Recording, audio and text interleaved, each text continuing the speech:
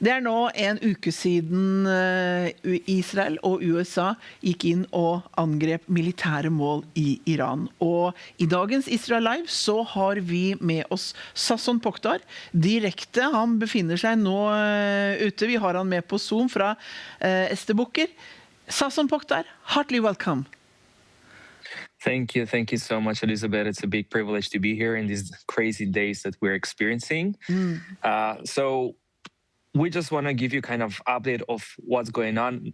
Not only, you know, the news, what you hear, but more someone that is living in the land and, you know, been experiencing all that. Yes, exactly. That's why I invited you. So give us an update from what happened, because now it's a week ago since the war started. So please, Sason, share with us. So just kind of a small background. In the past few months, there's been a lot of talking that, you know, there's a chance that Israel will attack Iran because of threat, and it's important. And so we kind of been like ready and expecting that to happen, but no one knew when it's going to happen. And every time they said, well, this weekend and then other weekend, but everything just kind of kept going on and on. We got honestly kind of surprised that it happened Saturday morning and not in the night. So it was kind of big surprise to everyone. But, you know, since the beginning, we all knew that it's going to happen. So Israel has been doing a really amazing job of preparing everyone to this situation. They said to us, hey, guys, it can be really bad. Get ready for being in the shelters for days and weeks.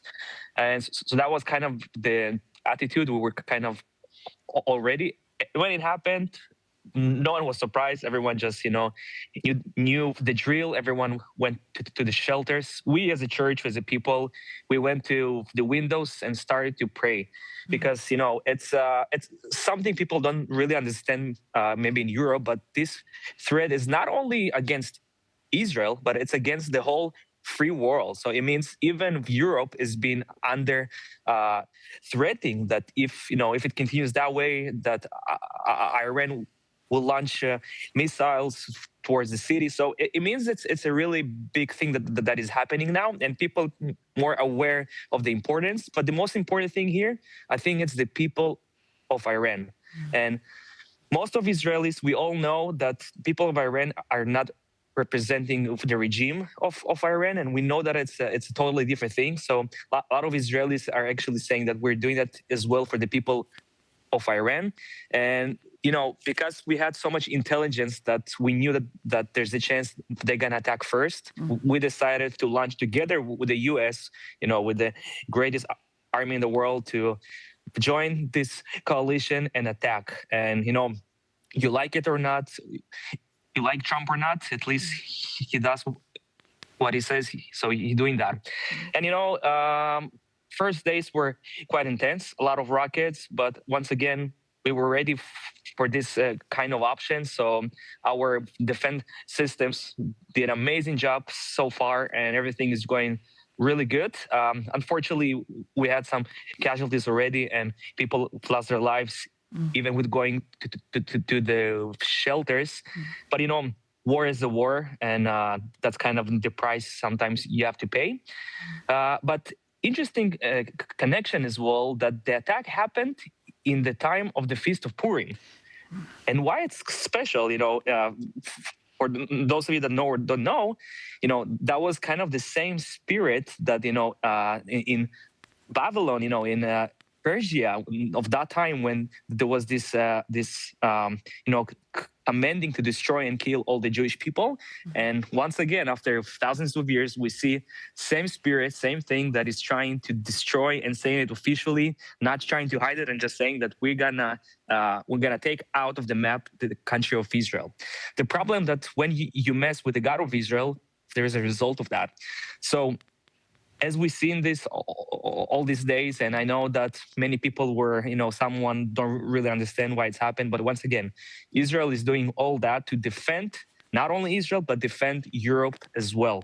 And more countries in Europe are actually joining this coalition, and they understand how much it's important. You know, Cyprus been attacked, so many Muslim countries been attacked as well by Iran. And that's just kind of showing you the real face of this regime, that they don't care about no one except, their terroristic mind and kind of, the way they do stuff. Dubai, Qatar, Saudi, and so many countries around being attacked as well. Turkey even yesterday, Azerbaijan today. So you can see that it goes to really interesting place. Some people are saying that maybe it's a beginning of world war as well. It can all happen, but the one thing we know that this is a right war. It's not anything about killing and just being showing force, but it's opposite. It's from the good places of protecting the free world.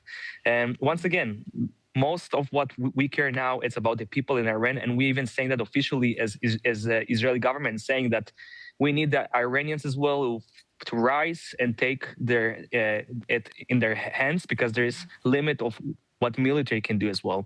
And I think us as a believers is as well opportunity to pray over the people of Iran. And there is a big revival that is happening there. There is so many underground churches in Iran.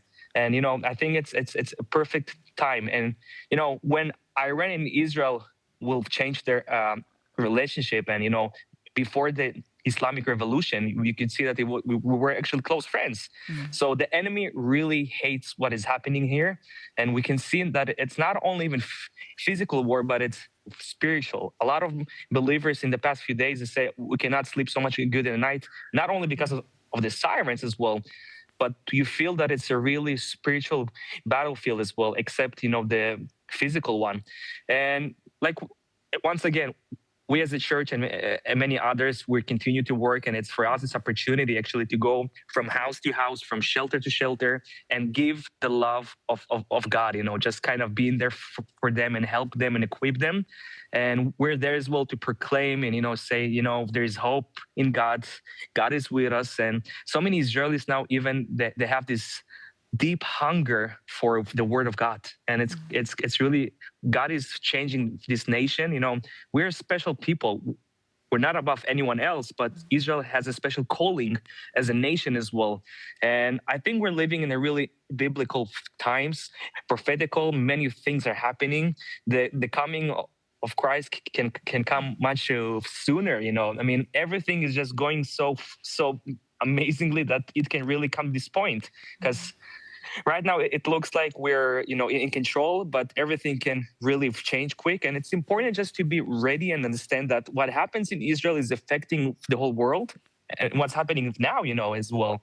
So it's actually a crucial time as Christians all over the world, be voice for Israel in this hard and it's a hard time when you hear so much hate towards Israel. And for some reason, all the movements of Free Palestine disappeared. No one is talking about Iran, what's happening there, the massacre that their own people are doing to them. And that's again showing you that all these wars are spiritual. There is enemy behind that tries to destroy the country of Israel. And at the same time, Israel will be at the end as a jealousy to so many nations that we know it says in the Bible as well. So everything just is happening. But I have to say once again that we really feel the prayers of millions of Christians that are standing with Israel. And even my girls, when the sirens is on, they don't have any fear anymore. They're opposite. They say, hey, Dad, let's go to the bomb shelter. We're going there. They're playing games. So it means that something is shifting, and Israel doing historical things now. It's a really, this tiny country has so much influence in the region. And once again, we don't know exactly where it's going to go and how it's going to go, but I just have to tell you that, God is with us. We really feel the hand of God. And I just want to ask you guys as well, there in Norway, you have a big role. You are the watchmen of the walls of Israel. It means you don't have to be physically here to stand with Israel, but your prayers has a lot of changing and moving things. And I really feel that, the Spirit of God is going to touch those that see in that, because we need your prayers, and we need you to understand that you as a believers, you are a voice of truth, and you are a voice of God in your, I know that, there's a lot of different things you see in the media, but many things that are happening are not the same.